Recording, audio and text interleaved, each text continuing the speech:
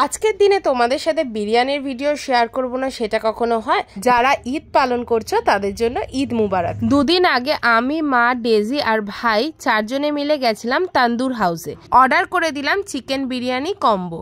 এখানে চিকেন বিরিয়ানির সাথে দিয়েছিল একটা চিকেন চাপ, যেটা খেতে খুবই ভালো ছিল। আর চিকেন বিরিয়ানিতে চিকেন ছাড়াও ছিল একটা ডিম সেদ্ধ আর আলু, আর সাথে ছিল 2 পিস চিকেন কাবাব, যেটা খেতে খুবই ভালো ছিল বাট লিটল স্পাইসি ছিল।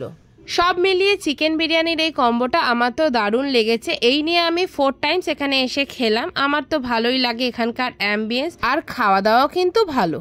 তারপর এখানে এসছি যখন, মানে গড়িয়া দেশপ্রিয় পার্কে যখন এসছি, আর এখান থেকে শপিং করব না, তাই মা, ডেজি আমরা সবাই মিলে এখানে চলে এলাম গোপালের জামা কিনতে।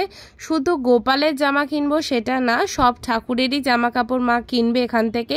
আর ডেজি আর মা সেটাই চুজ করছে। আমি আর ভাই তো বেচারা দাঁড়িয়ে দাঁড়িয়ে বোর হচ্ছিলাম। ডেজি দেখো, ডেজির একটা ছোট্ট গোপাল আছে, সেই গোপাল ঠাকুরের জন্য পিঙ্ক কালার এই জামাটা চুজ করেছে।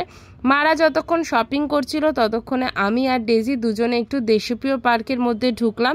আমরা দুজনে একটু পার্কের মধ্যে হাঁটাহাঁটি করলাম, আর এখানে দেখছিলাম ক্রিকেট খেলা হচ্ছিল, মানে শেখাচ্ছিল, তো সেটাও কিছুক্ষণ দাঁড়িয়ে দাঁড়িয়ে দুজনে মিলে দেখলাম।